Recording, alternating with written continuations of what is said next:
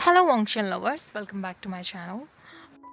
अगले दिन वांग जी अपने ब्रदर को लेटर सेंड करना चाहता था, लेकिन स्नोफॉल की वजह से पूरा ब्यूरल माउंट्स स्नो में ढका हुआ था।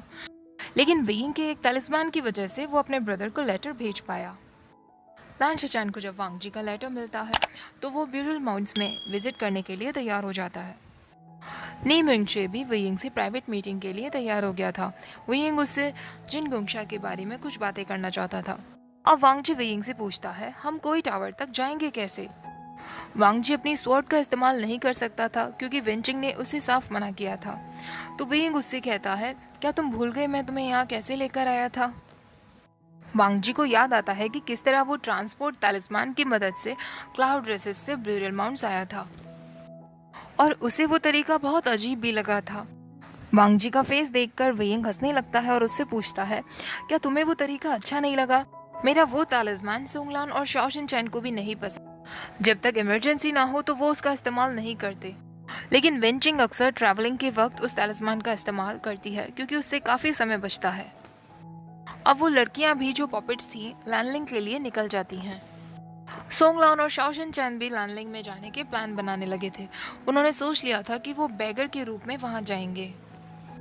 इस बीच वांग जी वेइंग को जिन गोंगशा के बारे में और भी सब कुछ बताता था जो उसे पता था। वेइंग वांग जी के चैम्बर में ही आकर रहने लगा था।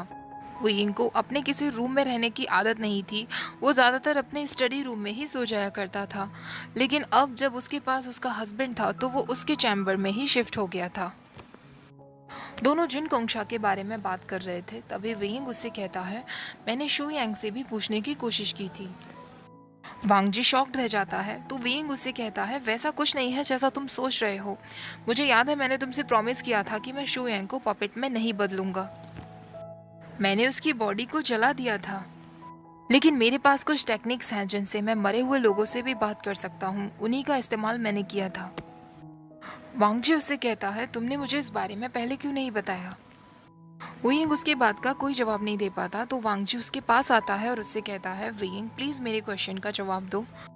वेइंग उससे कहता है, लंजा मैं नहीं चाहता कि मेरी ये सब ट्रिक्स की वजह से तुम्हें लगे कि मैं कोई गलत काम कर रहा हूँ या तुम मुझसे ही डरने लगो। वांग जी उसके चीक्स पकड़ता है और उससे कहता है, वेइंग इसमें कुछ भी डरने वाली बात नहीं। मेरे सेक्ट में भी काफ़ी ऐसे मेथड्स हैं जिनसे हम आत्माओं से बातें कर सकते हैं। वेइंग हंसने लगता है। वो वांग जी को किस करता है और उससे कहता है, ऐसा है क्या? इसका मतलब मैंने कुछ भी इम्प्रेसिव नहीं किया। लैंड सेक्ट मुझसे भी आगे बढ़ चुका है। वांग जी उससे कहता है, मैं भी जानना चाहता हूँ कि तुम ये कैसे करते हो। तो वेइंग उससे कहता है, इसे एम्पैथी कहते हैं। वांग जी ने इसके बारे में पहले भी सुना था और उसे पता था कि ये कितना रिस्की होता है। वांग जी के एक्सप्रेशन देखकर वेइंग उससे कहता है, चिंता मत करो, मुझे पता है कि इसे सेफली कैसे किया जाता है। एम्पैथी के वक्त हमेशा शाओ शिनचैन मुझ पर नज़र रखता है। अगली बार जब मुझे कभी भी एम्पैथी की ज़रूरत पड़ेगी तो तुम मुझ पर नज़र रखना। वांग जी उससे कहता है, शुयांग की मेमोरीज से तुम्हें कोई क्लू मिला? वही उससे कहता है, उसने जो भी कुछ तुम्हें बताया था वो बिल्कुल सच था। जब सोंगलान और शाओ शिनचैन ने उसे जिन क्लैन के हवाले कर दिया था तो उन लोगों ने उसका इसी तरीके से इस्तेमाल किया। उन्होंने उसे जासूस बनाया और यहाँ भेजने लगे। मैंने शुयांग की मेमोरीज में देखा कि उसे ऑर्डर जिन गोंगशा ही दे रहा था, लेकिन उसके साथ साथ वहाँ मेंग्याओ भी था। अब वेंग वांगजी से पूछता है, जिन गोंगशा मेंग्याओ को एक्सेप्ट करने वाला है। इस बात को लेकर वहाँ सेलिब्रेशन होने वाला है। क्या तुम्हें पता है वो सेलिब्रेशन कब है? वांगजी कहता है, ब्रदर के लेटर से पता चला था कि वो 17 दिन बाद होने वाला है। वेइंग गुस्से में कहता है, तुम्हारे बर्थडे के एक दिन बाद? ये तो बहुत गलत है। जिन क्लान मेंबर्स को वो पूरा हफ्ता तुम्हें डेडिकेट करना चाहिए। मुझे उन लोगों से बात करनी होगी। वो उस हफ्ते में कोई सेलिब्रेशन कैसे रख सकते हैं? वांगजी मुस्कुराने लगता है क्योंकि क्लाउड रिसेस में बर्थडे सेलिब्रेशंस पर कोई स्पेशल इवेंट नहीं होती थी। वांगजी बस रात के समय फैमिली के साथ डिनर किया करता था। लेकिन यहाँ वेइंग ने सोच लिया था कि वो वांगजी के बर्थडे पर एक इवेंट रखेगा। उसी समय में उनकी चिल्ड्रन अडॉप्टेशन सेरेमनी भी होने वाली थी। वेइंग ने काफ़ी सारे गिफ्ट्स का इंतज़ाम कर लिया था जो वो वांगजी और सारे चिल्ड्रन को देने वाला था। तभी वांगजी वेइंग को बताता है, ब्रदर के एक लेटर में ये भी लिखा था कि जिन गोंगशा की वेडिंग जो कि नेक्स्ट मंथ होने वाली थी वो कुछ समय के लिए पोस्टपोन कर दी गई है। क्योंकि जिन गोंगशा की तबीयत खराब होती जा रही है। वियिंग कहता है कोई टॉवर में कोई तो ऐसा है जो इसके लिए रिस्पॉन्सिबल है। वांग जी कहता है अगर जिन जिशन और मैंग्याओ में से पूछा जाए तो मुझे मैंग्याओ पर ज़्यादा शक है। वियिंग बेड पर लेटता है और वांग जी से कहता है हम ये सब बोरिंग बातें बाद में भी कर सकते हैं। बाकी की इवनिंग मैं तुम्हारे साथ बिताना चाहता हूँ। ऐसा कहकर वो वांग जी को अपने पास बुलाता है। वांग जी उसके पास जाता है। वियिंग उसे अपनी बाहों में लेता है और उससे कहता है तुम्हें याद है तुमने मुझसे एक बार कहा था कि तुम्हारी ड्रंक हालत के लिए मैं तुम्हें पनिश भी कर सकता हूँ। तब मैं बेवकूफ़ था जो मैंने तुम्हें मना कर दिया था, लेकिन अब मैंने तुम्हारी पनिशमेंट सोच ली है। ऐसा कहकर वो वांग जी को नेक पर बाइट करने लगता है और दोनों अपनी नाइट साथ में स्पेंड करते हैं। अगले दिन वियिंग को उन लड़कियों का लेटर मिलता है जिसमें लिखा था कि उन्होंने लैंडलिंग क्लैन में अपनी जगह बना ली है और वो अपने कस्टमर्स से जिन गोंगशा के बारे में जानकारी निकालने की कोशिश कर रही हैं। अब चिल्ड्रन अडॉप्टेशन सेरेमनी भी नज़दीक आ गई थी। वियिंग और वांग जी चिल्ड्रंस के साथ अपने एंसेस्टर्स के सामने वाउस लेते हैं। वियिंग और वांग जी की फैमिली रजिस्ट्री में उन चिल्ड्रन का नाम लिखवा दिया जाता है। सेरेमनी कंप्लीट हो जाती है। सेरेमनी कंप्लीट होने के बाद वियिंग और वांग जी उन चिल्ड्रन के साथ मिलकर लंच कर रहे थे। वो चिल्ड्रन उन दोनों को फादर बुलाने लगे थे और काफ़ी खुश दिख रहे थे। वियिंग टेबल के नीचे से वांग जी का हाथ पकड़ लेता है। वांग जी भी उसका हाथ टाइटली पकड़ लेता है और दोनों एक दूसरे की तरफ मुस्कुराते हैं। सेरेमनी के बाद अब वांग जी और वियिंग नीमिंगजे से प्राइवेट मीटिंग के लिए जाने वाले थे। दोनों चेंगे के लिए निकलने ही वाले थे और अपने चैम्बर में रेडी हो रहे थे। वियिंग की अब ये आदत बन चुकी थी, जब भी वो और वांग जी अपने बेडरूम में होते थे तो वियिंग उसे छेड़ता रहता था। कभी उसके पेन्स खोल देता था तो कभी उसके रोप को खोलने की कोशिश करता था। वांग जी कुछ भी नहीं कहता था क्योंकि अब उसे वियिंग के इस बिहेवियर की आदत हो गई थी। लेकिन इस बार वियिंग वांग जी के साथ थोड़ा काइंड था क्योंकि उसे पता था कि उनकी ये मीटिंग बहुत इंपॉर्टेंट होने वाली है और वांग जी को सबके सामने बिल्कुल प्रॉपर तरीके से दिखना है। वियिंग ने वो सारे तलिस्मान जो उसने न्यू क्रिएट किए थे अपने साथ रख लिए थे। नॉइज ब्लॉकिंग तलिस्मान जिससे उनकी प्राइवेसी बनी रहे और कोई भी उनकी बातें ना सुन सके, और इंटेरोगेशन तलिस्मान जिससे वो सच का पता लगा सके। इंटेरोगेशन तलिस्मान देखकर वांग जी वियिंग से पूछता है तुमने ये तलिस्मान कभी भी मुझ पर क्यों नहीं यूज़ किया। वियिंग हंसने लगता है और उससे कहता है मैंने तुम्हें बताया ना कि ये सारे मेरे न्यू क्रिएट किए हुए तलिस्मान हैं। मैंने इन्हें हमारी वेडिंग के बाद बनाना शुरू किया था, लेकिन ये तब कंप्लीट हुए जब तुम अनकॉन्शियस थे, जब तुम बेहोश हो चुके थे, और तुम्हारे होश में आने के बाद इन्हें यूज़ करने का तो कोई सवाल ही नहीं बनता था। लेकिन कुछ तलिस्मान हैं जो मैंने बस तुम्हारे लिए ही बनाए हैं, क्या तुम मुझे उन्हें खुद पर यूज़ करने दोगे। तभी वो एक तलिस्मान निकालता है और वांग जी से कहता है ये बाइंडिंग तलिस्मान है, इसका इस्तेमाल मैं तुम्हें बांधने के लिए करूँगा जब हम बेड में होंगे। और फिर वो एक ट्रूथ टेलिंग तलिस्मान निकालता है और उससे कहता है फिर मैं इसका इस्तेमाल तुम पर करूँगा और तुमसे पूछूंगा कि तुम क्या क्या नॉटी थिंग्स मेरे साथ करना चाहते हो और तुम मुझे सब कुछ सच सच बताओगे। ये सुनकर वांग जी का फेस रेड होने लगता है। लेकिन समय भी बीत रहा था और उन्हें जल्दी ही नीमिंगजे से मिलने के लिए जाना था।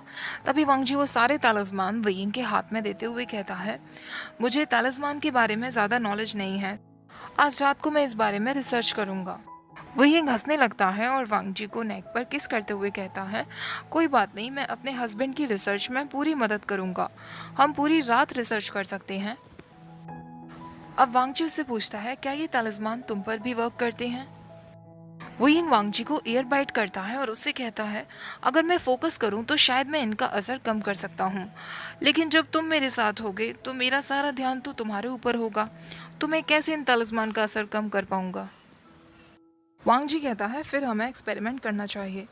वियिंग कहता है हाँ बिल्कुल, एक्सपेरिमेंट करने से हमारी फ्यूचर जनरेशन्स को भी हेल्प मिलेगी। वांग जी कहता है इस तरीके के एक्सपेरिमेंट्स हमारे चिल्ड्रन को सीखने की कोई ज़रूरत नहीं। वियिंग जोर जोर से हंसने लगता है, उसका हाथ वांग जी के रोब में जाता है और वो उसे किस करने ही वाला होता है कि तभी वो खुद को कंट्रोल करता है। वो वांग जी से कहता है, वियिंग उससे कहता है मुझे अभी तुम्हारे साथ कुछ नहीं करना चाहिए, तुमने इतने एफर्ट्स लगाए हैं खुद को इतना रेडी करने में, ये सब कुछ सैक लीडर नी के लिए। लंजा, क्या मुझे जेलस फील करना चाहिए। वांग जी वियिंग को अपनी तरफ खींचता है और उससे कहता है ये सब उसके लिए नहीं है, ये मेरे हस्बैंड के लिए है। मैं चाहता हूँ कि सेक्ट लीडर नी ये बात नोटिस करें कि मुझे अपने हस्बैंड के साथ रहकर किसी भी चीज़ की कोई कमी नहीं है और मैं उसके साथ बहुत खुश हूँ।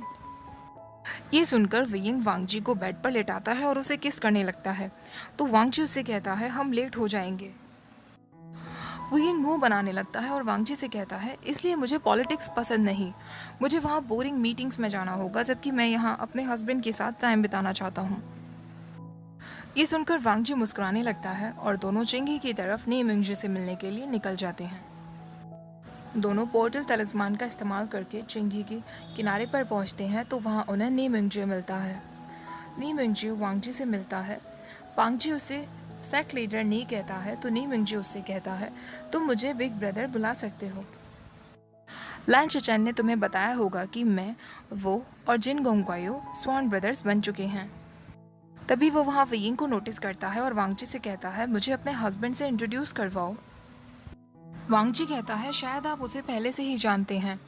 सेक्ट लीडर नी कहता है ऐसा है क्या, लेकिन उसे देखकर लगता है कि वो हम में से किसी को भी नहीं जानता होगा। वियिंग कहता है सेक्ट लीडर नी मुझे पता है मेरी मेमोरी बहुत पुअर है, लेकिन मैं आपको कैसे भूल सकता हूँ, आपको बुलाया नहीं जा सकता। नी मिंगजे के साथ नी क्लैन के काफ़ी मेंबर्स भी आए थे। वियिंग क्योंकि प्राइवेटली नी मिंगजे से बातें करना चाहता था तो वो उससे कहता है सेक्ट लीडर नी मुझे बाहर खड़े रहने में कोई प्रॉब्लम नहीं है, लेकिन मैं अपने हस्बैंड को कोल्ड में नहीं देख सकता, तो क्या आप प्लीज़ उसके लिए किसी कंफर्टेबल रूम का इंतज़ाम कर सकते हैं। ये सुनकर नी मिंगजे उन दोनों को एक रूम की तरफ लेकर आता है। तीनों मीटिंग के लिए बैठते हैं और वियिंग वाइन पीना शुरू कर देता है। सेक्ट लीडर ने, जो कि वियिंग को बिल्कुल पसंद नहीं करता था, वो उसे बस गुस्से में ही देखता रहता है। तो गाइस यहाँ पर ये चैप्टर काफ़ी बड़ा है, लेकिन मैं आपको इसे शॉर्ट में बता रही हूँ क्योंकि ये चैप्टर काफ़ी हद तक अंतिम सीरीज से ही मिलता जुलता है। तो इस चैप्टर में जब वांगजी और वियिंग नी मिंगजे से मिलते हैं तो उन्हें पता चलता है कि नी मिंगजे के दिमाग की शांति के लिए लैन चचैन क्लिनजिंग म्यूजिक बजाया करता था, लेकिन जब लैन चचैन बिजी हुआ करता था तो उसने ये म्यूजिक जिन गोंगवायो को भी सिखा दिया था और अब से न्यू मिंगजे के लिए मेंग्याओ ही म्यूजिक प्ले किया करता था। लेकिन न्यू मिंगजे ये नोटिस करने लगा था कि उसकी हालत में कोई सुधार नहीं हो रहा था, बल्कि उसकी तबीयत और ख़राब होती जा रही थी। वांगजी और वियिंग मिलकर जिन क्लान्स के बारे में न्यू मिंगजे को बताते हैं और किस तरह उन लोगों ने शू यांग को पैट्रियार्क को मारने के लिए भेजा था, ये बात भी वो न्यू मिंगजे से शेयर करते हैं। न्यू मिंगजे को भी धीरे धीरे उन दोनों की बात पर विश्वास होने लगता है। वांगजी को बहुत बुरा लगता है क्योंकि अगर सच में जिन गोंगवायो ने ऐसा किया है तो उसने उसके भाई लैन चचैन का भरोसा तोड़ा है। वांगजी और वियिंग सेक्ट लीडर नी को उसकी रिकवरी के लिए वेंचिंग के पास लेकर आते हैं। इस दौरान वो न्यू ह्वेसैंग से भी मिलते हैं। वेंचिंग न्यू मिंगजे का ट्रीटमेंट शुरू कर देती है। तभी वांगजी और वियिंग साथ में बैठे होते हैं। वांगजी वियिंग से पूछता है सेक्ट लीडर नी के साथ पहली ही मीटिंग में तुम्हें कैसे पता चला कि उनके साथ कुछ गलत है। वियिंग कहता है पहली ही मीटिंग में मुझे उनके पास काफ़ी डार्क एनर्जी फील हो रही थी। सिर्फ मैं ही नहीं, कोई भी फिजिशियन देखकर बता सकता था कि उनके साथ कोई तो प्रॉब्लम है। तभी वांगजी वियिंग से पूछता है सेक्ट लीडर नी ने मुझसे कई बार तुम्हारे बैकग्राउंड और तुम्हारे रियल नेम के बारे में पूछा है, पर मैंने अभी उन्हें आंसर नहीं दिया है। वियिंग कहता है सच बताऊं तो मैंने आज तक अपनी ट्रू आइडेंटिटी किसी से रिवील नहीं की है, हमेशा सीक्रेट रखा है। और वैंस से मिल जाने के बाद तो सब मुझे पैट्रियार्क बुलाने लगे थे और तब से सब मुझे इसी नाम से जानते हैं। सिर्फ साओ शिनचैन और सोंग लॉन्ग को मेरे पेरेंट्स के बारे में पता था और आज तक सिर्फ मेरे पेरेंट्स ने ही मुझे वियिंग बुलाया है। लेकिन अब मुझे ये सबसे कोई फ़र्क नहीं पड़ता, अब मेरे पास मेरा हस्बैंड है और तुम अगर चाहो तो न्यू मिंगजे को मेरे बारे में सब कुछ बता सकते हो। अगले दिन वियिंग और वांगजी को एक लेटर मिलता है जिसमें पैट्रियार्क यानी कि वियिंग को कोई टावर में होने वाली मीटिंग में बुलाया गया था। वियिंग वो लेटर देखते हुए कहता है वो लोग चाहते हैं कि हम दोनों वहाँ जाएं, क्या हमें जाना चाहिए। वांगजी कहता है मुझे लगता है ये सही समय है। तभी उन्हें नी ह्वेसैंग का भी एक लेटर मिलता है जिसमें लिखा था यहाँ कोई टावर में बहुत कुछ चल रहा है। जिन गोंगशा की तबीयत दिन पर दिन खराब होती जा रही है और जिन जुशन की शादी को जल्दी करने का प्लान किया गया है जिससे वो जल्दी ही जिन गोंगशा की जगह ले सके। तुम दोनों को भी इनविटेशन लेटर भेजा जाएगा, लेकिन मुझे ये मेंग्याओ का कोई प्लान लगता है, वो ज़रूर कोई ना कोई जाल बिछा रहा है। मुझे लगता है जिन गोंगशा की मौत का जिम्मेदार वो लोग पेट्रिया को ठहराने वाले हैं। जिन जुशन को शायद इस बारे में कुछ भी नहीं पता है। जब वांगजी और वेइंग जब ये लेटर रीड करते हैं तो वेइंग वांगजी से कहता है हमें जल्दी ही कुछ करना चाहिए। मुझे लगता है जिन जुशन की जान ज़रूर खतरे में है। मैंग्याओ जिन जुशन और जिन गोंगशा दोनों को ही अपने रास्ते से हटाने का सोच रहा है। ये मौका बिल्कुल सही है, कोई टावर में सब लोग मौजूद होंगे, हमें अब चलना चाहिए। वांगजी कहता है सैक लीडर जियांग को इस मैटर के बारे में कुछ नहीं पता है। जब उन्हें सब कुछ पता चलेगा शायद वो और सिस्टर यानली भी सच का साथ ही देंगे। हुइंग कुछ समय सोचने के बाद कहता है मेरे पास एक आइडिया है, क्यों ना हम उन लोगों को बोलें कि हम वहाँ नहीं आने वाले हैं, लेकिन हम अचानक से वहाँ पहुँच जाएंगे।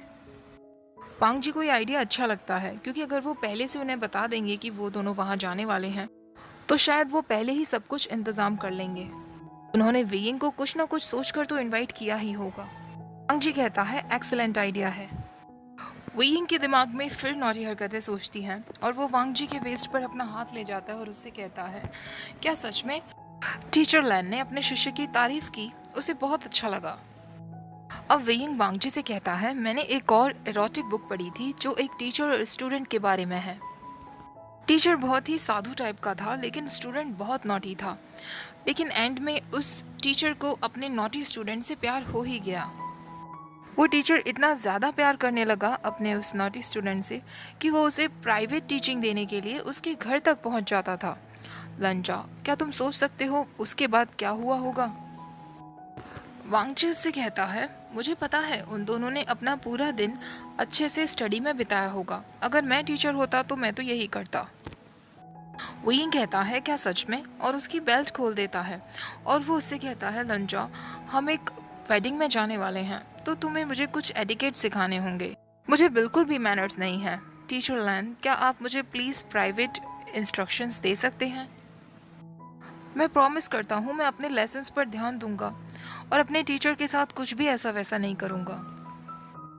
ऐसा कहकर वो वांगजी को वॉल पर पुश करता है और उसके रोप को खोल देता है। वांगजी कहता है अपने वर्ड्स को याद रखना और वेइंग को किस करने लगता है।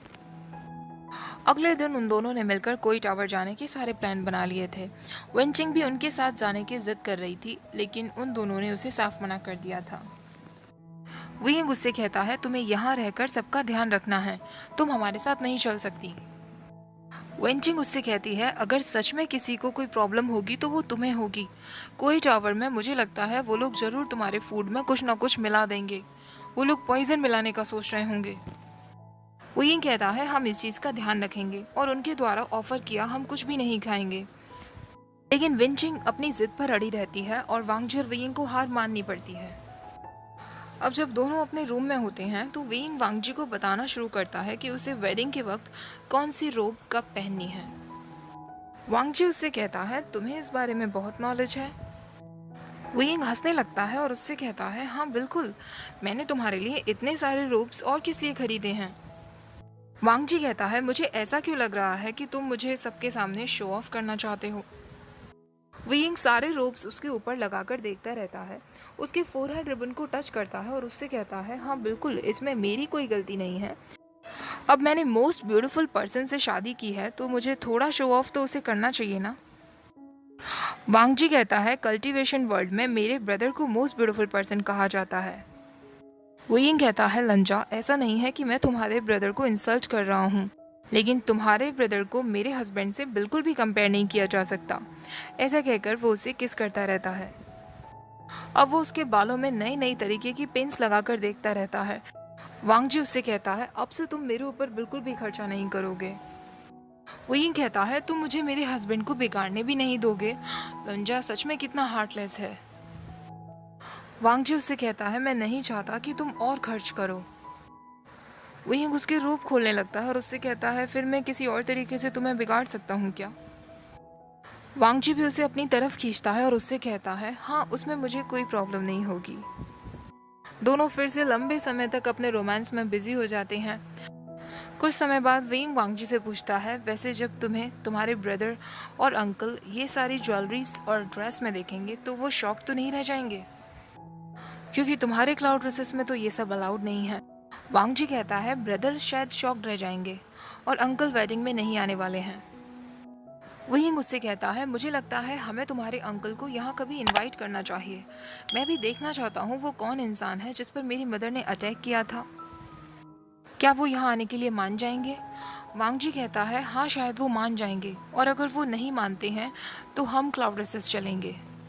वांग जी की पैकिंग के बाद अब वांग जी वुयिंग से कहता है, हमें तुम्हारे लिए भी पैकिंग करनी चाहिए।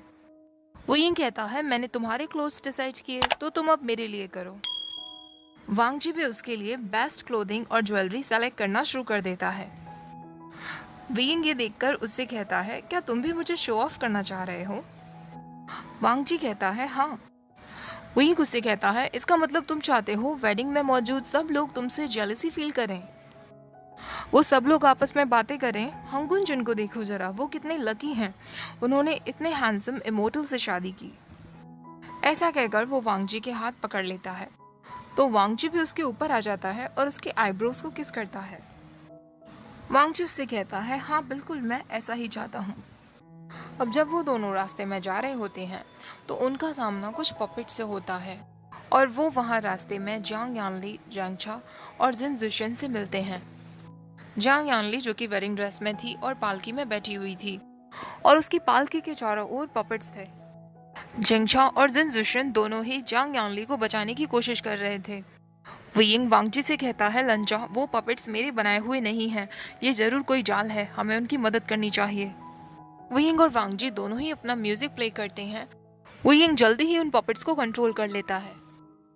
पहले जिंगछा और जिन जुशन को पेट्रियार्क पर ही डाउट होता है, लेकिन पेट्रियार्क उन्हें समझाने की कोशिश करता है कि इन पपेट्स को बनाने में उसका कोई हाथ नहीं है, और वैन रोहान इस बात का एग्जाम्पल है कि इस तरीके की कल्टीवेशन और भी कई लोग कर सकते हैं, और अगर वो सच में उन लोगों को मारना चाहता तो वो कभी भी पकड़ा नहीं जाता। अब वो पांचों साथ में मिलकर कोई टावर की तरफ जाते हैं। जब वुयिंग और वांग जी वहां अंदर पहुंचते हैं तो सब उन दोनों की तरफ ही देखते रहते हैं। वुयिंग जिन गोंगवायो से कहता है, हमें माफ़ करना, हम अचानक से यहाँ आ गए, एंड मोमेंट पर हमने अपना प्लान बदल दिया और यहाँ आने का डिसाइड किया। जिन गोंगवायो कहता है, आप दोनों को यहाँ देखकर मुझे बहुत खुशी हुई। वुयिंग कहता है, आप हमारे रहने की व्यवस्था की चिंता मत कीजिएगा, हम मानते हैं कि हमने आपको पहले से कुछ नहीं बताया। लैंडिंग में काफ़ी होटल्स होंगे, हम वहाँ रह सकते हैं। जिन गोंगवायो कहता है, मैंने आपसे पहले भी कहा कि मुझे आपको देखकर बहुत खुशी हुई, बस रूम अरेंज करने के लिए हमें थोड़ा समय चाहिए, क्या आप 2 बेड चैम्बर्स पसंद करेंगे? वुयिंग कहता है, हाँ, एक रूम हम दोनों के लिए और एक रूम हमें हमारी दोस्त वेंचिंग के लिए चाहिए। जिन गोंगवायो कहता है, बैंक्वेट के खत्म होने तक आप दोनों के रूम्स बिल्कुल रेडी हो जाएंगे, हंगुंजन, तब तक आप अपने बड़े भाई से मिल सकते हैं। जिन गोंगवायो उन दोनों को लैन चुचैन के पास लेकर जाता है। लैन चुचैन वांग जी को देखकर बहुत खुश होता है और उससे कहता है, वांग जी, मुझे पता ही नहीं था कि तुम यहाँ आने वाले हो। वांग जी उससे कहता है, ब्रदर, हमारे प्लान्स चेंज हो गए थे। बैंक्वेट के दौरान सब लोग आपस में बातें कर रहे होते हैं। वुयिंग वाइन पीना शुरू कर देता है। वो न्यू हुसैंग से कहता है, सैक लीडर ने, क्या आपको सैक लीडर जांग के लिए भी कोई वाइफ नहीं ढूंढ लेनी चाहिए? जब हम यहाँ कोई टावर की तरफ आ रहे थे तो मैंने उन्हें बहुत समझाने की कोशिश की कि अब उन्हें भी ज़्यादा इंतज़ार नहीं करना चाहिए, लेकिन वो सुनने के लिए तैयार ही नहीं। नई हुसैंग भी मजाक करने लगता है और कहता है, अगर आप उन्हें अच्छा दोस्त मानते हैं तो आपको ही उनके लिए कोई अरेंजमेंट कर लेना चाहिए।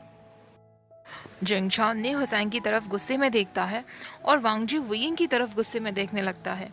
ये देखकर वुयिंग कहता है, क्या मेरा हस्बैंड मुझसे नाराज़ है? मुझे सोचने दो, क्या मैंने क्लाउड रेसेस का कोई रूल तोड़ दिया? मैच मेकिंग भी क्लाउड रेसेस में अलाउड नहीं है क्या? वांग जी उससे कहता है, दूसरों के प्राइवेट मैटर्स के बीच में मत पड़ो। ये सुनकर वुयिंग लैन चुचैन से कहता है, सैक लीडर लैन, आप ही मुझे बताइए, आपके क्लैन में इतने सारे रूल्स क्यों हैं? वहाँ के चिल्ड्रन कैसे याद कर पाते हैं इतने सारे रूल्स? लैन चुचैन बदले में उसे बस एक डीप स्माइल देता है। वुयिंग बातों के बीच में टेबल के नीचे से कभी वांग जी के वेस्ट को पिंच करता तो कभी उसके बैक पर हाथ फिराता और कभी उसका हाथ वांग जी के रोप्स की तरफ जाता। वांग जी बार बार उसका हाथ हटाने की कोशिश करता और उसके ईयर्स रेड हो जाते। लैन चुचैन ये सब नोटिस कर रहा था। तभी अचानक वहां एंट्री होती है जिन जुशन के कजिन ब्रदर जिन जुशन की, जो पेट्रा की तलाश में वहां आता है। पेट्रा कहता है, क्या तुम मुझे ढूंढ रहे हो? जिन जोशन गुस्से में उसके पास जाता है, अपनी शर्ट खोलता है और उससे कहता है, ये कर्ज मुझे तुमने ही दिया है ना। पैट्रियाक उससे कहता है, तुम ये क्या बकवास कर रहे हो यंग मास्टर, मैं कभी भी इस तरीके के कर्ज का इस्तेमाल नहीं करता। लेकिन अगर आप चाहें तो मैं इस कर्ज को हटाने में आपकी मदद ज़रूर कर सकता हूँ। जिन जुशान उससे कहता है, कज़न ब्रदर, तुम्हें ध्यान से सोचना चाहिए कि तुम किससे बात कर रहे हो।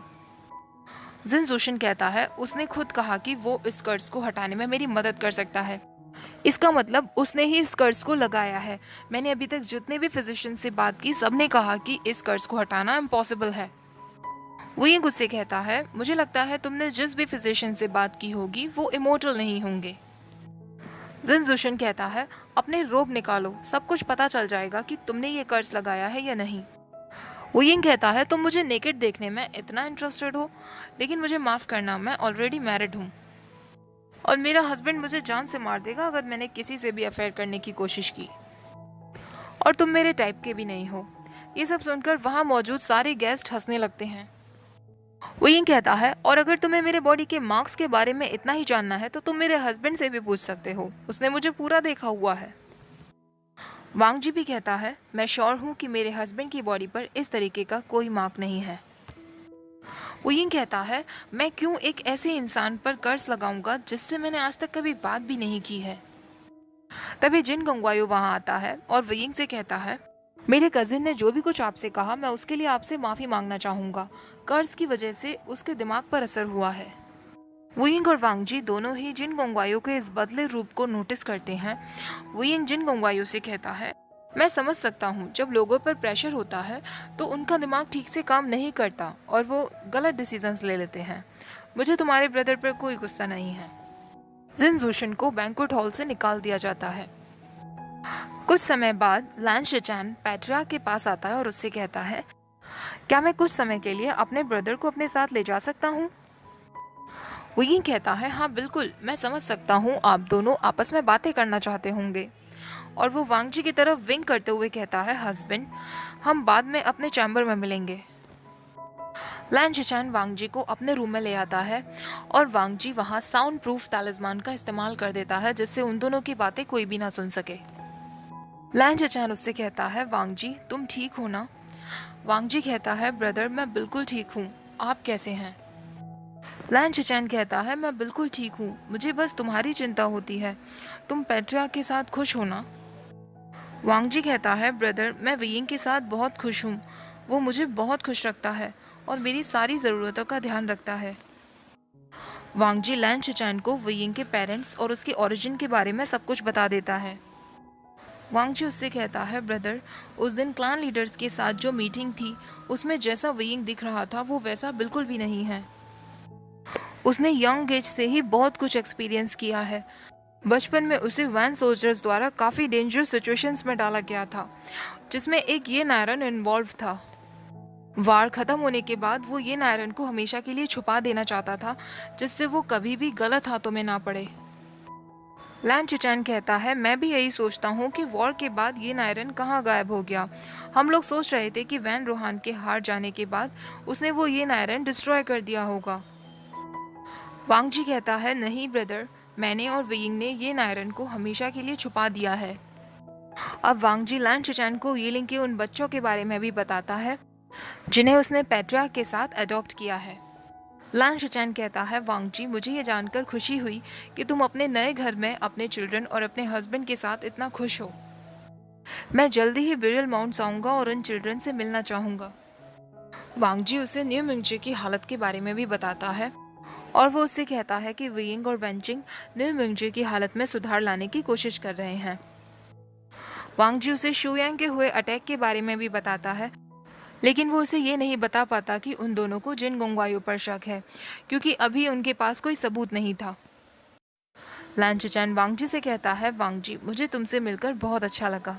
ऐसा कहकर वो न्यू मिंगजे से मिलने के लिए चला जाता है। अब वांग जी सोच ही रहा था कि क्या उसे बैंक्वेट में वापस चले जाना चाहिए या उसे यहीं वियिंग का इंतजार करना चाहिए। तभी दरवाज़ा खुलता है और वियिंग अंदर आता है। वियिंग उससे कहता है, बहुत मुश्किल से उस बैंक्वेट से बचकर आया हूँ, और वो दरवाज़ा लॉक कर देता है। वो सीधा आकर वांग जी की गोद में लेट जाता है। वही मुझसे कहता है, लंजा, बाहर मुझसे लोगों ने क्वेश्चन पूछ पूछ कर परेशान कर दिया।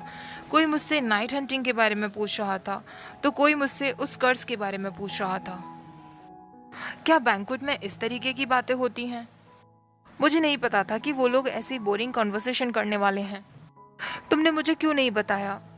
वांग जी वेइंग के बाल सहलाते हुए उसके फोरहेड पर किस करता है और उससे कहता है, मैं कभी भी पहले इस तरीके के बैंक्वेट्स में नहीं जाया करता था, तो मुझे नहीं पता था कि यहाँ पर कैसी बातें होती हैं। वेइंग कहता है, अच्छा अब मैं समझा, इसीलिए तुम्हें उन जासूसों के बारे में भी कुछ नहीं पता चला होगा जिन्हें मेरे पास भेजा जाता था। मुझे तुमसे माफ़ी मांगनी चाहिए, लंजा।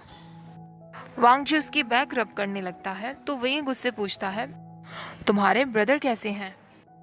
वांग जी कहता है, वो ठीक है। वांग जी धीरे धीरे उसकी ज्वेलरीज निकालता है और उसकी वेस्ट बेल्ट खोलता है। वेइंग भी अपने शूज निकालता है। अब उन दोनों का कोई प्लान नहीं था उस बैंक्वेट में वापस जाने का। एक दिन के लिए वो बहुत झेल चुके थे। वेइंग कहता है, जिन गोंगवायो बिल्कुल भी इनोसेंट नहीं है। उसे देखकर ही पता चलता है कि उसके हाथ बहुत लोगों के खून से रंगे हुए हैं। लेकिन जिन जुशिन का वो कर्ज उसे 6 महीने के अंदर अंदर मार देगा। हमें उसका कुछ करना होगा। वांग जी कहता है, नी हुसैन का कहना है कि शायद उसे पता है कि वो कर्ज कैसे आया, और वो सही समय आने पर ही बताएगा कि वो किसने किया है। वो ये कहता है, अगर हम सच में अपने प्लान में सक्सेसफुल होते हैं और जिन क्लान मेंबर्स की सच्चाई सबके सामने ला देते हैं, तो कल्टीवेशन वर्ल्ड को फिर से रिबिल्ड होना होगा। जिन गोंगशा की जगह कोई और तो होगा जो चीफ कल्टीवेटर बनेगा। लंजा, कहीं तुम मुझे छोड़कर नेक्स्ट चीफ कल्टीवेटर बनने का तो नहीं सोच रहे? वांगजी उसे किस करता है और उससे कहता है, कभी नहीं। विंग उसकी हेयर पिन खोलता है और उससे कहता है, लेकिन उसमें काफी मजा आएगा। तुम वेल्दी और पावरफुल चीफ कल्टीवेटर होगे और मेरे लिए एक्सपेंसिव प्रेजेंट खरीदा करोगे। फिर मेरी बारी आएगी तुमसे कहने की कि लंजा, प्लीज मेरे ऊपर खर्च करना बंद करो। विंग वांगजी के रोब खोलते हुए कहता है, क्या चीफ कल्टीवेटर यीलिंग पैट्रिया को ऑर्डर भी दिया करेंगे? वो वांगजी को बेड पर लेटाता है और उसके ऊपर आ जाता है, और वो वांगजी से कहता है, शायद नहीं। चीफ कल्टीवेटर को यीलिंग पैट्रिया के ऑर्डर मानने होंगे। अगर वो चाहते हैं कि कल्टीवेशन वर्ल्ड पीसफुली रहे, तो उन्हें यीलिंग पैट्रिया को सर्विस देनी होगी। वांगजी भी उससे कहता है, लोगों की सेफ्टी चीफ कल्टीवेटर की ड्यूटी है, तो शायद उसे पैट्रिया की बातें माननी होंगी। वो ये कहता है, चीफ कल्टीवेटर कितने भले इंसान हैं और पैट्रियार्क उनका फ़ायदा उठाना चाहता है। पैट्रियार्क सच में बहुत बुरा इंसान है। ऐसा कहकर वो वांगजी के नेक पर किस करते हुए उसके लिप्स तक आ जाता है और कहता है, शायद पैट्रियार्क चीफ कल्टीवेटर के ब्यूटीफुल लिप्स के किस से ही सेटिस्फाइड हो जाए। लेकिन वो वांगजी को चेस्ट पर किस करने लगता है और कहता है, लेकिन इतना मेरे लिए काफ़ी नहीं होगा। मैं तो चीफ कल्टीवेटर को हर तरीके से अपना बना लेना चाहता हूँ। वो अपनी फिंगर्स को वांगजी के स्टमक पर फिराने लगता है और फिर उसके ट्राउज़र बेल्ट पर अपना हाथ ले जाता है और कहता है, क्या चीफ कल्टीवेटर वर्जन होंगे? वो इतने हैंडसम हैं, उनके काफ़ी लवर्स तो रहे होंगे। वांगजी कहता है, ऐसा नहीं है। चीफ कल्टीवेटर ने वाउस लिए हैं कि वो खुद को अपनी कल्टीवेशन के लिए डेडिकेट कर देंगे। वो ये कहता है, ऐसा है क्या? लेकिन मैं तो चाहता हूँ कि वो खुद को मेरे लिए डेडिकेट कर दें। लेकिन उन्हें चिंता करने की ज़रूरत नहीं है। मैं उन्हें उनकी मीटिंग्स के वक्त परेशान नहीं करूँगा। लेकिन अगर मैं चाहूँ तो मैं कर भी सकता हूँ। मैं यीलिंग पैट्रियार्क हूँ, मुझे रोकने वाला कौन है? हाँ, पर मैं ये भी नहीं चाहता कि मेरे चीफ कल्टीवेटर को कोई और देखे। वो सिर्फ मेरे लिए है, तो उसकी रेपुटेशन के लिए मैं उसके पास सिर्फ रात को आया करूँगा। जब वो अपने पेपर वर्क में बिजी होगा तो अचानक से मैं उसके रूम में आ जाऊंगा और उससे कहूँगा, हीलिंग पैट्रियार्क को अपनी सर्विस चाहिए। उसके बाद चीफ कल्टीवेटर मुझे क्या जवाब देगा? वांगजी कहता है, कल्टीवेशन वर्ल्ड के लिए चीफ कल्टीवेटर कुछ भी करने के लिए तैयार है। विंग मुस्कुराते हुए वांगजी के लोअर लिप पर बाइट करता है और उससे कहता है, मुझे चीफ कल्टीवेटर का फ़ायदा नहीं उठाना चाहिए, लेकिन मैं क्या करूँ, मैं बहुत शेमलेस हूँ। और मैं खुद को कैसे कंट्रोल करूं जब कोई मुझे खुद अपने आप को ऑफर कर रहा है? जब मैं चीफ कल्टीवेटर को पूरी तरीके से अपना बना लेने के बाद चला जाऊंगा, तो चीफ कल्टीवेटर उसके बाद क्या करेंगे? वांगजी कहता है, मैं उन मार्क्स को देखूंगा जो तुम मेरी बॉडी पर बनाओगे और तुम्हारे बारे में ही सोचता रहूंगा। वो यिंग कहता है, और जब वो मार्क्स फेड होने लगेंगे तो क्या तुम मुझे भूल जाओगे? वांग जी कहता है, बिल्कुल नहीं। वो यिंग कहता है, फिर चीफ कल्टीवेटर मुझे फिर से अपने पास बुलाएंगे ना? अब वांग जी उसे अपने नेक पर बाइट करने के लिए कहता है। वो यिंग उससे कहता है, हम गुंजुन, कल हमें आर्चरी टूर्नामेंट में जाना है और ये बाइट तुम्हारे रोब्स छुपा नहीं पाएंगे। वांग जी कहता है, मुझे पता है। वो यिंग कहता है, ठीक है, अगर मेरा डार्लिंग हस्बैंड ऐसा चाहता है तो मैं ऐसा ही करूंगा। अब सुबह होती है और वेइंग से फाइनली खुद को अलग करने के बाद वो अपने रोब्स पहनता है। वो विंडो के कर्टेन्स हटा देता है जिससे वेइंग की आंखें खुल जाती हैं। वेइंग उससे कहता है, लंजा, इतनी जल्दी क्यों उठ गए हो? चलो वापस से सो जाते हैं, मेरे पास आओ। वांग जी उसकी रिक्वेस्ट को मना नहीं करना चाहता था, लेकिन वो यहाँ एक मकसद से आए थे जिसे उन्हें पूरा करना था। वो वेइंग को बेड से उठाता है और हॉट वाटर में उसे नहाने में मदद करता है। तभी वेंचिंग उन दोनों के लिए ब्रेकफास्ट लेकर वहां आती है। वेंचिंग उन दोनों से कहती है कि उन्हें सैक लीडर जैंग से दोस्ती बना लेनी चाहिए, क्योंकि शायद जब सच सामने आएगा तो वो उन दोनों को मदद करेंगे, क्योंकि वो भी जिन्स को कोई खास पसंद नहीं करते हैं। अब वांगजी और वेइंग दोनों अपने चैम्बर से बाहर आते हैं तो वो वहाँ सुशे को देखते हैं। सुशे को देखकर वांगजी को बहुत गुस्सा आने लगता है। वेइंग इस बात का रीज़न पूछता है तो वांगजी सुशे की सारी सच्चाई वेइंग को बता देता है कि किस तरह सुशे ने लान क्लैन के साथ धोखा किया था।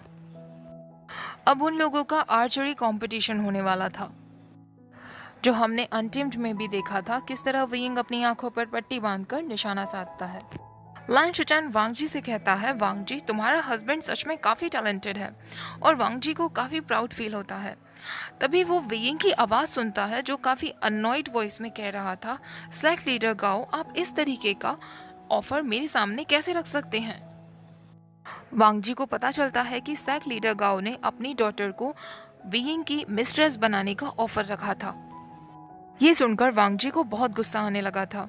उसे पता था कि वेइंग इस तरीके के ऑफर्स कभी एक्सेप्ट नहीं करेगा, लेकिन फिर भी उसे जेलस फील हो रहा था।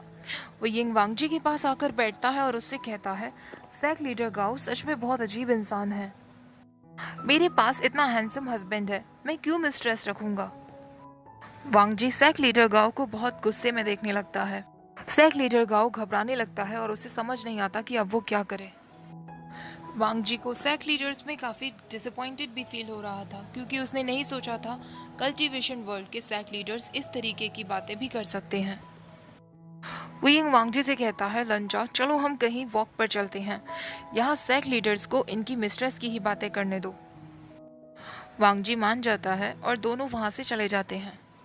जैसे ही वो गेट पर पहुँचते हैं, वांगजी अचानक से रुक जाता है और वेइंग को एक झाड़ी के पीछे ले जाता है। वेइंग हंसने लगता है और उससे कहता है, लंजा, क्या तुम चाहते हो मैं तुम्हें यहाँ किस करूं? कोई हमें देख भी सकता है। वांगजी उससे कहता है, कोई नहीं देख रहा है, और अगर कोई देख भी लेगा तो मुझे कोई फर्क नहीं पड़ता। तुम मेरे हस्बैंड हो और न्यूलीवैड्स के लिए ये कॉमन है। वेइंग अपने हाथ वांगजी के वेस्ट पर ले जाता है और उससे कहता है, क्या मैं आर्चरी कंपटीशन में इतना ज़्यादा इम्प्रेसिव था? वांगजी उससे कहता है, हाँ। वेइंग उसे किस करता है और उससे कहता है, लंजा, मुझे इस तरह आंसर मत दो, वरना मैं कुछ ऐसा कर बैठूंगा जो शायद ये झाड़ियाँ छुपा नहीं पाएंगी। दोनों एक दूसरे को किस करने लगते हैं। तभी वेइंग उससे कहता है, रुको लंजा, शायद यहाँ कोई है। तभी वहाँ जियांग यानली और जेंग झा आते हैं। जेंग झा वेइंग से कुछ डिस्कशन करने के लिए कहता है और जियांग यानली वांगजी के पास रुक जाती है। दोनों आपस में बातें कर रहे होते हैं। तभी वांगजी यानली से कहता है, मैडम जिन, क्या आप युनमक की एक डिश बनाना मुझे सिखा सकते हैं? वो मेरे हस्बैंड को बहुत पसंद है। और वो उससे लोटस रिप सूप के बारे में डिस्कस करता है। यानली उसे रेसिपी बताने के लिए तैयार हो जाती है और उसे किचन की तरफ ले जाती है। यानली वांगजी से कहती है, यिलिंग पैट्रियार्क सच में बहुत लकी हैं जो उन्हें ऐसा हस्बैंड मिला जो उनके लिए कुकिंग भी सीख रहा है। यानली और वांगजी के बीच में काफ़ी बातें होती हैं और दोनों में अच्छी दोस्ती हो जाती है। जब वांगजी वहाँ से बाहर आता है तो वो होसैंग से मिलने का प्लान बनाता है। होसैंग, जो कि जिन गोंगशा और उसके भेजे हुए जासूसों के बारे में सब कुछ पता कर रहा था, वो वांगजी से कहता है कि जुन गोंगशा ने अपने जासूसों के साथ एक पॉइजन भेजा था जिसको खाने से वियिंग हमेशा के लिए अपनी इमोर्टलिटी खो देता और हमारी तरह मोर्टल बन जाता। लेकिन इससे पहले कि वो इस बात को अंजाम देता, पेट्रियार्क ने सारे जासूसों को रिजेक्ट कर दिया था। शुयांग भी वहाँ पेट्रियार्क को मारने ही गया था, लेकिन उसे सब कुछ ड्रामेटिक पसंद है, इसलिए उसने उस लड़की आचिंग को किडनैप करना पहले ज़रूरी समझा, जिस वजह से वो फंस गया और मारा गया। ये सब देखने के बाद जिन गोंगवायो को लगने लगा होगा कि उसके पिता का ये प्लान काम नहीं करने वाला, इसलिए उसने कोई और प्लान बनाया। जिन गोंगवायो, जो कि हमेशा ही अपने फादर से नफरत करता आया है, इसलिए उसने अपने फादर को मारने का प्लान बनाया होगा, क्योंकि जब तक जिन गोंगशा जिंदा है तब तक जिन गोंगवायो को उसकी जगह कभी नहीं मिलेगी। ने हसांग वांगजी को बताता है कि वो 100 होल्स कर्ज भी जिन जूशिन को सूशे की वजह से आया है, और कल वो जिन सैक द्वारा किए गए सारे क्राइम्स को पब्लिकली सबके सामने लाकर रहेंगे। अब वांगजी वापस अपने रूम में आता है और वियिंग का इंतज़ार करता है। वियिंग वापस रूम में आता है तो वांगजी उसे वो लोटस रिप सूप ऑफर करता है और उससे जंगशा के साथ की हुई कन्वर्सेशन के बारे में पूछता है। वियिंग जैसे ही वो सूप पीता है उसका फेस एकदम ब्राइट हो जाता है। वांगजी को लगता है कि शायद उसे सूप पसंद नहीं आया। वो उससे वापस लेने वाला होता है, तभी वियिंग उससे कहता है, ये तो बहुत अच्छा है लंजा, तुम इसे वापस नहीं ले सकते, मैं इसे पूरा ख़त्म करने वाला हूँ। वांगजी मुस्कुराने लगता है तो वियिंग उससे कहता है, ऐसा सूप युनमक के बाहर कहीं भी नहीं मिलता। वांगजी उसके बालों पर हाथ फिराता है और उससे कहता है, अब से मैं तुम्हारे लिए बनाया करूँगा, मैंने ये लेडी जैंग से बनाना सीखा है। वियिंग उसके हाथों पर किस करता है और उससे कहता है, कितना हार्ड वर्किंग हस्बैंड है मेरा लंजा, लेकिन अभी भी युनमक के काफ़ी सारे ऐसे फूड आइटम्स हैं जो मैंने कितने समय से नहीं खाए हैं और मुझे बहुत मन करता है। वांगजी उससे कहता है, किसी दिन हम युनमक में चलेंगे, फिर तुम जो चाहो हम वही टेस्ट करेंगे। अब वियिंग वांगजी से पूछता है, आज शाम को केवल सेक लीडर्स के बीच में कोई पार्टी होने वाली है, हमें इनवाइट किया गया है, क्या हमें जाना चाहिए? वांगजी उससे कहता है, शायद हमें चलना चाहिए, बस एक दिन की बात और है। वियिंग उससे कहता है, हाँ लंजा, बस एक दिन और, फिर वापस हम अपने घर जा सकते हैं और अपने बेड चैम्बर में पूरे 1 हफ्ते तक रहेंगे। वांगजी उससे कहता है, 1 वीक बहुत ज़्यादा हो जाएगा, 3 दिन बहुत है। वियिंग उसके नेक पर किस करने लगता है तो वांगजी उससे कहता है, 4.5 डेज, उससे ज़्यादा नहीं। वियिंग कहता है, मुझे पता है मेरे चीफ कल्टिवेटर को मुझे कैसे मनाना है। शाम के समय जब सारे सैक लीडर्स आपस में बातें कर रहे होते हैं, तभी एक जिन सर्वेंट वहां आता है और उन्हें खबर देता है कि सैक लीडर जिन अब नहीं रहे। पूरे हॉल में एकदम शांति हो जाती है। कल्टिवेटर्स आपस में बात करने लगते हैं। लैन शिचैन वांगजी से कहता है, वांगजी, मैं जिन गोंगवायू के पास जाता हूँ, उसे और जिन जुशन को इस वक्त सपोर्ट की ज़रूरत होगी। लेकिन तभी जिन गोंगवायू वहाँ आता है। जिन गोंगवायू सबके सामने वहाँ अनाउंस करता है कि उसके पिता की मृत्यु सिर्फ बीमारी की वजह से नहीं हुई है। फिजिशियन का कहना है कि उन्हें किसी तरीके का पॉइजन दिया जा रहा था। सारे सैक लीडर्स कहने लगते हैं कि ऐसा कोई क्यों करेगा। वांगजी और वियिंग को पता चल जाता है कि जिन गोंगवायो अब अपना नाटक शुरू करने वाला है। जिन गोंगवायो सबके सामने फिजिशियन को बुलाता है। फिजिशियन भी ये बात एक्सेप्ट कर लेती हैं कि जिन गोंगशा को पॉइजन दिया जा रहा था, और जिन गोंगशा सबके सामने कहता है, मेरे पिताजी का सबसे बड़ा दुश्मन यीलिंग पैट्रियार्क था। वियिंग कहता है, आपके पिताजी मुझसे नफरत करते होंगे, लेकिन मैंने कभी उनके बारे में कुछ सोचा भी नहीं है, और वैसे भी मैं किसी को जहर नहीं देता। अगर मैं किसी को मारना चाहता हूँ तो वैन रोहान की तरह सीधे उनको ख़त्म कर देता हूँ। जिन गोंगवायो कहता है, फिजिशियन का कहना है कि जिस पॉइजन से मेरे पिताजी को मारा गया है वो पॉइजन बहुत ही रेयर है और केवल यीलिंग के पास ही पाया जाता है। तभी वहाँ ने हुसैन की एंट्री होती है, जो घबराते हुए वहाँ आता है और कहता है, जिन जूशिन मारा गया, कहीं वो अपने उस कर्ज की वजह से ही तो नहीं मारा गया, लेकिन ऐसा कौन है जो ये सब कर रहा है। तभी फिजिशियन कहती है, मैं बॉडी को चेक करती हूँ, अगर उसे भी उसी पॉइजन से मारा गया होगा जिससे चीफ कल्टीवेटर को मारा गया था तो हमें पता चल जाएगा। लेकिन अब वांगजी बहुत बर्दाश्त कर चुका था।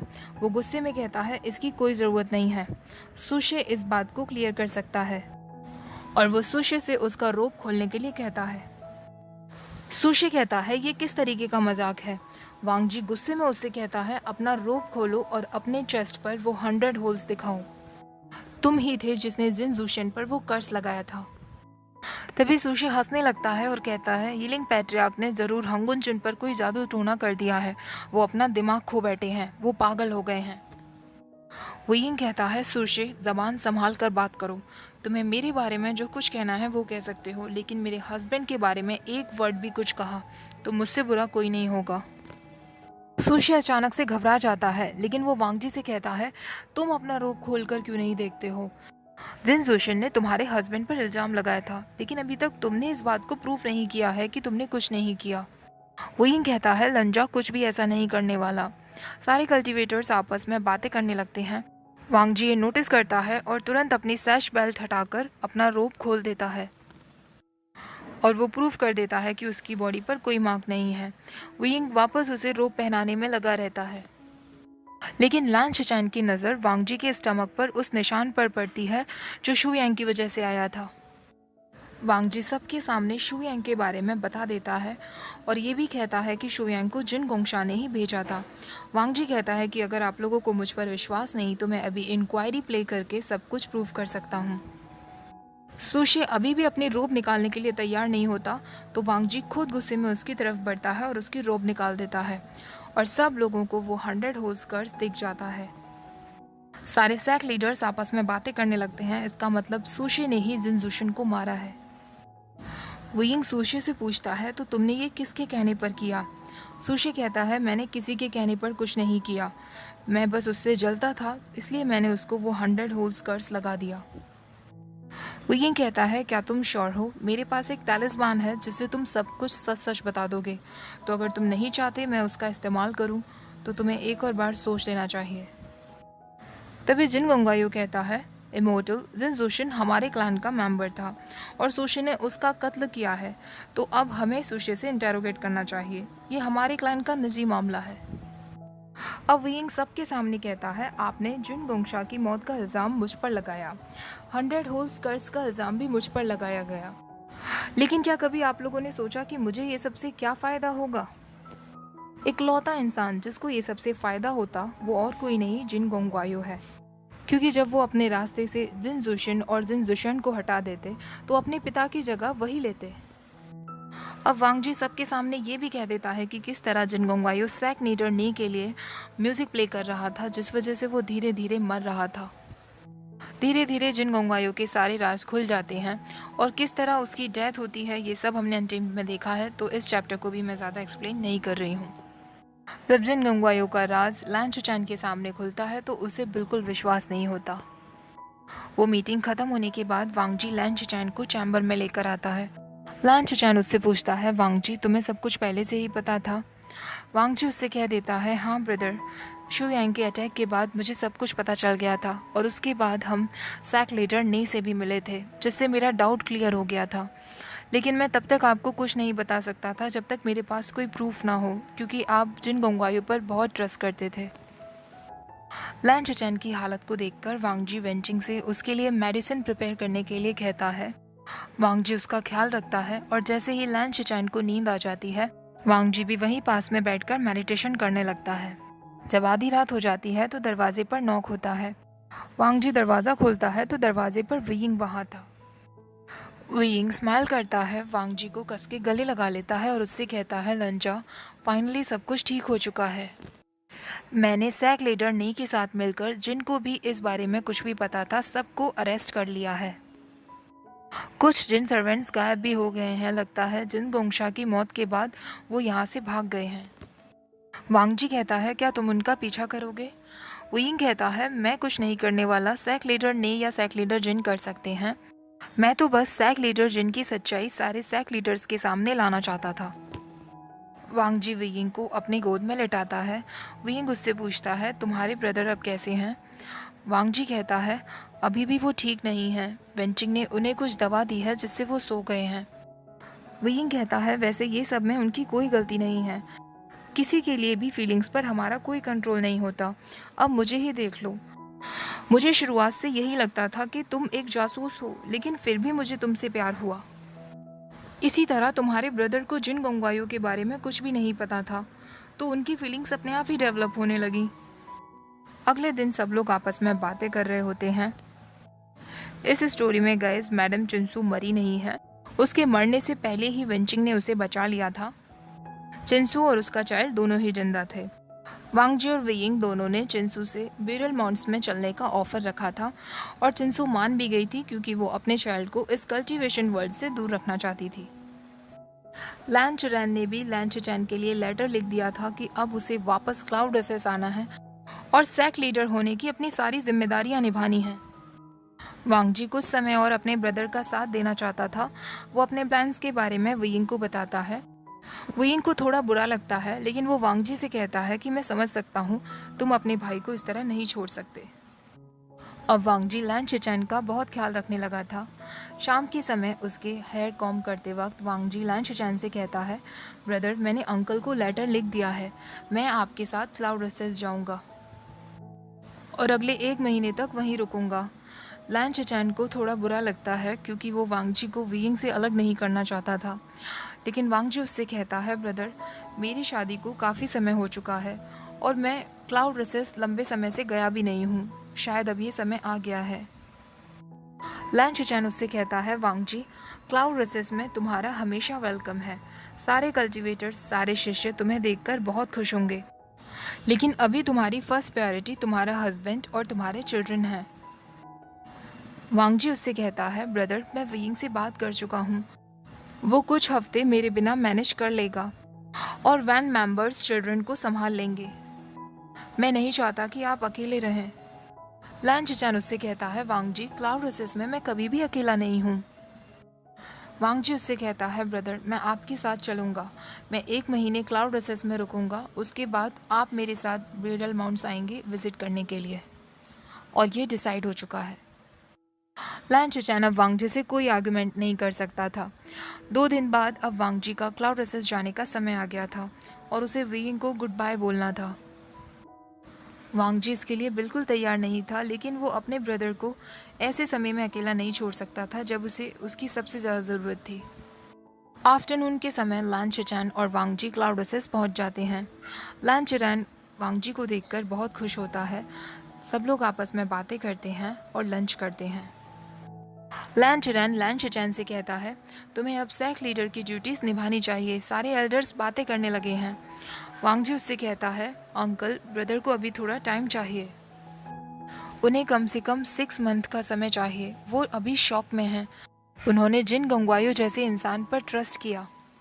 लैन चेचैन कहता है, ठीक है, मैं लैन चेचैन के लिए 6 मंथ का इंतज़ाम कर दूंगा, लेकिन उसे अब जल्दी शादी भी कर लेनी चाहिए। वांगजी कहता है, अंकल, ब्रदर तभी शादी करेंगे जब वो उसके लिए रेडी होंगे। लैन चेचैन कहता है, लैन क्लैन को जल्दी ही वारिस की ज़रूरत है। तुम ऑलरेडी शादी कर चुके हो, लेकिन तुम्हारे एडॉप्टेड चिल्ड्रन हैं जिनमें लैन ब्लड लाइन नहीं है, तो उन्हें वारिस नहीं माना जा सकता। वांगजी कहता है, लेकिन जेंगी के बारे में सोचा जा सकता है। जेंगी, जो कि लैन चेचैन का यंगेस्ट नेफ्यू बताया गया है, जिसकी उम्र 3 साल है। लैन चेचैन उससे कहता है, लैन चेचैन जेंगी की काफ़ी कम उम्र होने की वजह से कहता है, तुम कैसे कह सकते हो कि वो हमारे क्लैन का सैक लीडर बनने के लिए बिल्कुल फिट है। वांगजी तब उसका कोई जवाब नहीं दे पाता। अब वांगजी रोज़ जेंगी से मिला करता था। वांगजी उससे कहता है, तुम्हें मैं कभी ब्यूरल माउंट्स ले जाऊंगा, वहाँ तुम मेरे हस्बैंड और मेरे चिल्ड्रन से मिलोगे जो तुम्हारी ही उम्र के हैं। कभी जब मैं उन्हें क्लाउड एसेस लेकर आऊँगा तो तुम उन्हें लैंड सैक दिखाने में उनकी मदद करना। जेंगी को लैन वांगजी से बात करके बहुत अच्छा लगता है। वांगजी रोज़ लैन चेचैन से बातें किया करता और उसे समझाने की कोशिश करता कि जो भी कुछ हुआ उसमें उसे गिल्टी फील करने की कोई ज़रूरत नहीं है, क्योंकि उसकी कोई गलती नहीं थी। लैन चेचैन भी वांगजी के लिए धीरे धीरे अपनी रिस्पॉन्सिबिलिटी संभालना सीख गया था। 1 महीना बीत चुका था और वांगजी का ब्यूरल माउंट्स जाने का समय आ गया था। वांगजी लैन चेचैन को अपने साथ विजिट के लिए ले जाना चाहता था। तो गाइस, यहाँ पर जब वांगजी ब्यूरल माउंट्स वापस लौट रहा था तो उसे रास्ते में मुशन्यू मिला था, जो कि बहुत छोटा था और वो अपने पिता जिन गोंगशा को ढूंढ रहा था। गाइस, अगर आप लोगों को ओरिजिनल नोवेल की स्टोरी पता हो तो मुशन्यू जिन गोंगशा का ही बेटा था और वो जिन गोंगवायू का सौतेला भाई था। तो वांगजी जब देखता है कि मुशन्यू बिल्कुल अकेला है और उसके आगे पीछे कोई नहीं है, तो वो मुशन्यू को अपने साथ ब्यूरल माउंट्स ले आता है।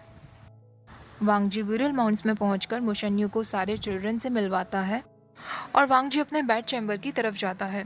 जैसे ही वो डोर खोलता है, वियिंग तुरंत उसे पकड़ लेता है और उसे किस करने लगता है। वियिंग उससे कहता है, लंजा तुम फाइनली वापस आ गए। वियिंग उससे कहता है, लंजा मुझे तुमसे कुछ डिस्कस करना है।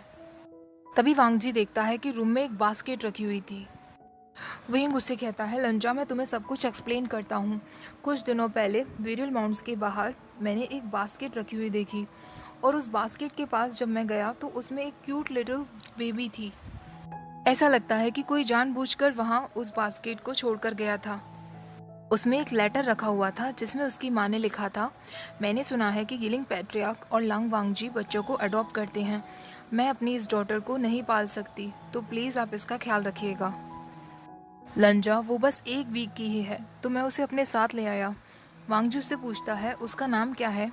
वियिंग कहता है, मुझे नहीं पता, लेटर में नहीं लिखा था और मैंने सोचा मैं उसका नाम तुम्हारे साथ रखूंगा। वांगजी स्माइल करता है और कहता है, इसका नाम हम वैन लिहुआ रखेंगे। वांगजी भी उसे मुशन्यू के बारे में बता देता है जिसे वो मो विलेज से ले आया था। वियिंग कहता है, लंजा हम सच में एक दूसरे के लिए ही बने हैं। अब वियिंग उससे पूछता है, लंजा क्या तुम बेबी को होल्ड करना चाहोगे। और वियिंग उसकी गोद में बेबी को दे देता है। वियिंग कहता है, आयुएन बहुत खुश है क्योंकि अब ब्यूरल माउंट्स में वो सबसे छोटा नहीं है। अब उसके पास एक लिटिल सिस्टर भी है जिस पर वो हुक्म चला सकता है। वांगजी कहता है, वो अभी बहुत छोटी है। वियिंग कहता है, लंजा तुम्हें ये छोटी ज़रूर लग रही है, लेकिन जब ये रोएगी तब तुम्हें पता चलेगा। ये पूरा ब्यूरल माउंट सर पे उठा लेती है। लेकिन वो बेबी सिर्फ वांगजी को ही देखे जा रही थी और उसकी तरफ मुस्कुरा रही थी। वियिंग कहता है, मैं भी कैसी बातें कर रहा हूँ। लंजा के ब्यूटीफुल फेस को देखकर कौन रोएगा। उसका फेस तो देखो, वो बस तुम्हारी तरफ ही मुस्कुराए जा रही है। लंजा मैं जेलस फील कर रहा हूँ। वांगजी के फेस को देखकर वियिंग मुस्कुराने लगता है और उससे कहता है, कोई बात नहीं, मैं तुम्हें होल्ड करूँगा। और वो वांगजी को पीछे से पकड़ लेता है। वांगजी के गोद में बेबी होती है और वांगजी को पीछे से वियिंग ने पकड़ा होता है। वांगजी इसी तरह वियिंग की चेस्ट पर ही लेट जाता है और ये फैन फिक्शन यही ख़त्म हो जाता है। आज का जो पार्ट था उसमें भी मैंने कुछ चीज़ें स्किप की थी, लेकिन मुझे ऑनेस्टली लग रहा था कि ऑथर ने कुछ चैप्टर्स को बहुत ज़्यादा खींचा है, उतनी ज़रूरत नहीं थी लिखने की। बट पूरा नॉवल बहुत ब्यूटीफुल था। आप लोगों को कैसा लगा ये नॉवल मुझे कमेंट सेक्शन में ज़रूर बताइएगा। वीडियो अच्छी लगी हो तो प्लीज़ लाइक ज़रूर कर देना, शेयर कर देना वांगशन लवर्स के साथ, और मेरे चैनल को सब्सक्राइब कर देना। Thank you for watching.